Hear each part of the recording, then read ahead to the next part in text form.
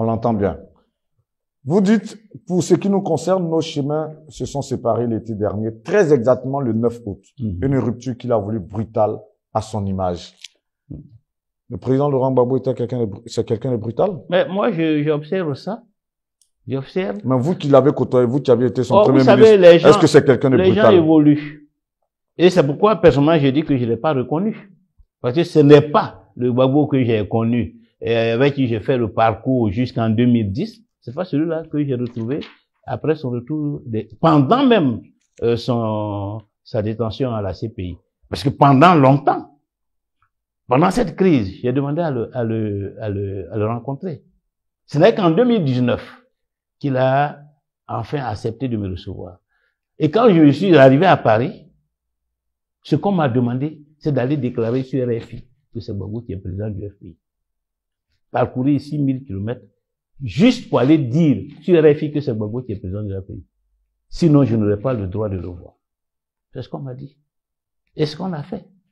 Évidemment, moi, je ne pouvais pas déclarer ça, je suis revenu. Ça, pour quelqu'un qui a été quand même, avec qui tu as cheminé pendant tant d'années, qui a été ton premier ministre, quel que soit ce que même tu pouvais me reprocher, puisque au moment même où on t'a arrêté, moi aussi j'ai été arrêté. Mais pourquoi j'ai été arrêté? Tout simplement parce que j'ai refusé d'aller faire allégeance à Ouattara. Tout simplement parce que j'ai refusé d'aller en exil. Et de continuer à proclamer que Gbagbo était victime d'un coup d'État. Si j'avais accepté de faire allégeance à Ouattara, il m'aurait donné tout ce qu'il voulait. Puis en ce moment, il avait besoin d'une déclaration du président du Front populaire ivoirien. Puis il n'était pas encore en exil. Je ne l'ai pas fait. Et pour cela, on m'a mis en prison 2 ans et demi. Je sors de prison. Il y a eu une crise. Je demande à te rencontrer.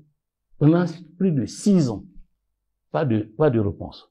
Et pendant ce temps, ceux qui me combattent, matin, midi, soir, ils font la navette entre Abidjan et La Haye. Et quand ils reviennent, ils sont encore plus déterminés qu'avant. Et le jour où tu acceptes enfin de me recevoir, ce qu'on me demande, il faut aller déclarer sur RFI que c'est Gbagbo qui est président du FPI. Sinon, tu ne le verras pas. Est-ce qu'on fait cela à un ancien compagnon? Pour quelle raison? Quel que soit le crime comme j'aurais commis. Reçois-moi, écoute-moi. Et quand je l'ai rencontré enfin en 2020, c'est la question que je lui ai posée. Quand il m'a dit, ouais, non, je n'ai jamais voulu être président du FPI, ce sont les gens qui sont venus me voir pour dire ce. J'ai dit, mais président, si des gens viennent te voir, pour dire que je suis en train de commettre n'importe quel bévue là-bas, appelle-moi. Pourquoi tu m'as pas appelé? Appelle-moi pour écouter au moins ma version. À partir de là, tu peux prendre une décision. Il n'y a pas eu de réponse. Après 2020, j'ai dit, bon, pour mettre fin à tout ça, je suis d'accord que tu reprennes la présidence du FPI. Je serai ton premier vice-président. Après avoir dirigé le parti pendant presque 19 ans, je suis prêt à redevenir ton premier vice-président. Mais même ce poste de premier vice-président, il a considéré cela comme inacceptable. Tu seras le président, je serai le premier vice-président. Pour que je ne sois pas premier vice-président, il a préféré aller créer un autre parti politique. Voilà la réalité. Lorsque vous parlez du président Laurent Gbagbo, vous en avez gros sur le cœur? Oh non, pas du tout. Moi, je n'ai pas l'habitude de garder rancune, de me détruire avec des ressentiments.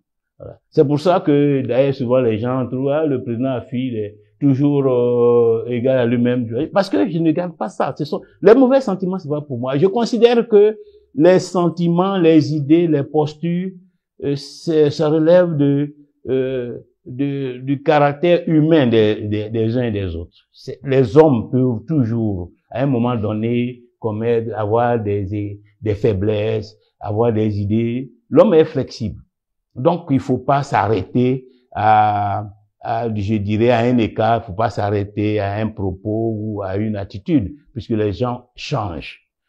Il faut espérer toujours que le changement va s'opérer, que la manière dont on a perçu une chose, on va faire sa propre autocritique, on va comprendre qu'on aurait dû peut-être faire autrement quand on va voir les conséquences. Et de toute façon, tous ceux qui m'ont combattu de 2013 à ce jour, il y a beaucoup qui sont revenus vers moi. Dernièrement, il y a même une jeune dame qui est passée il y a 2 jours.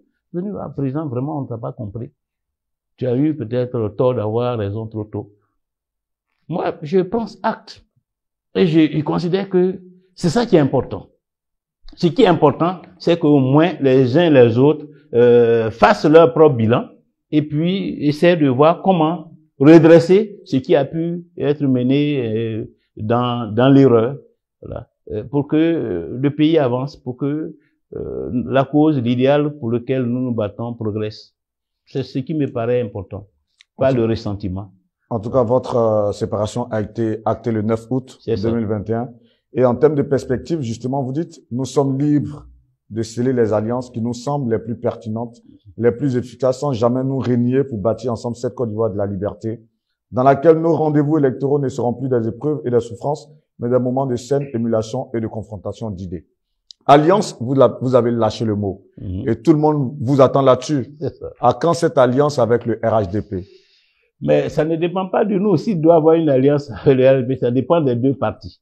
Voilà, ça dépend des deux partis. Je sais que l'idée est évoquée. L'idée donc il est en prévision que le FPI s'allie au RHDP? Pas en prévision, c'est une hypothèse, c'est une perspective. C'est une perspective, c'est une hypothèse. Et nous ne l'excluons pas. Nous ne l'excluons pas. Tout dépend du contenu, parce qu'on ne s'allie pas pour s'allier. On s'allie autour d'un projet politique, on s'allie par rapport à un objectif politique. Et pour nous, aujourd'hui, l'objectif, c'est vraiment de pouvoir exister, survivre en tant que parti. Voilà. Et donc, l'alliance, si elle peut nous permettre de survivre, si elle peut nous permettre de progresser, parce que nous avons un allié qui va nous soutenir dans certaines circonscriptions et que nous aussi nous allons soutenir dans d'autres circonscriptions pour que nous puissions gagner un certain nombre de mairies et éventuellement même des conseils régionaux. Ce serait déjà un objectif. Pour nous, l'un des objectifs, c'est cela. Mais tout cela doit se faire dans une vision commune parce que l'alliance ne se limitera pas seulement à des accords électoraux. Il doit viser aussi l'intérêt national, la question de la réconciliation, la question de la bonne gouvernance, la question du développement économique et social du pays, la question de la lutte contre toutes les dérives que nous avons notées jusqu'à ce jour. Donc ça aussi, ça doit faire partie des éléments de l'Alliance. Et ça, je l'ai décliné au congrès du 13 novembre 2021, que si un parti politique se positionne dans ce contexte-là, et qu'il est d'accord pour que nous nous mettions ensemble pour mutualiser nos moyens à l'occasion des élections locales, nous sommes prêts à faire chemin avec lui. Mais justement, cette alliance ne serait-elle pas l'aboutissement de ce qu'on vous reproche depuis le début, à savoir que vous roulez pour le président Alassane Ouattara? Que vous roulez pour le président Alassane Ouattara? Non, quand je fais ça, je roule pour le FPI. C'est par rapport aux intérêts du FPI que je ferai l'alliance. Si Ouattara aussi fait l'alliance avec nous, ce serait par rapport à ses intérêts. Mais vous, dans votre démarche, depuis le début, on dit oui, le président a agi ainsi parce que c'est la seconde main quelque part du président Alassane Ouattara. Ça, on vous a reproché ça même fois. Bien sûr. Acter cette alliance, forcément, ce serait, on va dire ouvertement, confirmer tout ce qu'on dit depuis le début. Pas du tout. Parce que quand on dit si je roule pour lui, j'adhère au RHDP. Parce que pourquoi rouler pour quelqu'un et puis être dans un autre véhicule? Quand vous roulez pour quelqu'un, vous êtes dans le même véhicule que lui. Comment vous roulez pour lui? Moi, je suis dans mon véhicule. Et je poursuis mon combat. Ce n'est pas parce que je veux le dialogue avec le RHDP que je roule pour Ouattara. Je roule pour la Côte d'Ivoire. Parce que le dialogue est bon pour la Côte d'Ivoire. Le dialogue, c'est pas pour Ouattara. Le dialogue, c'est pour la Côte d'Ivoire. Il y a eu le dialogue national.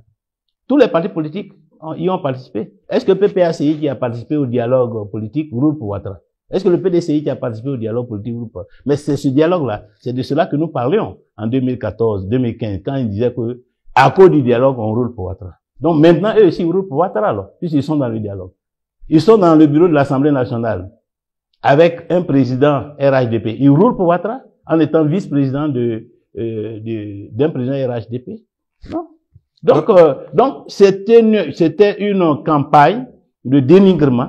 Voilà, une stratégie de communication pour ternir notre image, mais aujourd'hui, eux-mêmes font exactement ce dont nous parlions depuis 2014. Dans le contenu de votre alliance, par exemple, RHDP, FPI, on vous verrait Premier ministre du président Alassane Ouattara?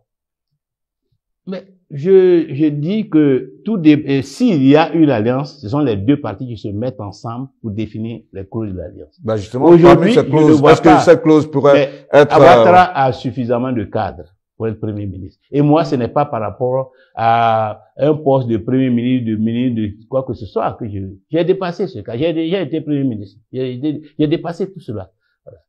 Mais si, par extraordinaire, et pour l'intérêt national, une telle proposition est faite, il appartiendra aux militants de le faire. Mais dans la situation actuelle, quand je regarde le potentiel humain dont dispose le président Ouattara, je ne vois pas pourquoi il ferait appel à Findessan comme Premier ministre. Et je ne nourris pas du tout cette ambition. En tout cas, on attend. L'ambition que je nourris, c'est pour le Front populaire ivoirien, c'est pour la Côte d'Ivoire. Comment faire pour que le FPI soit en mesure de remporter l'élection présidentielle?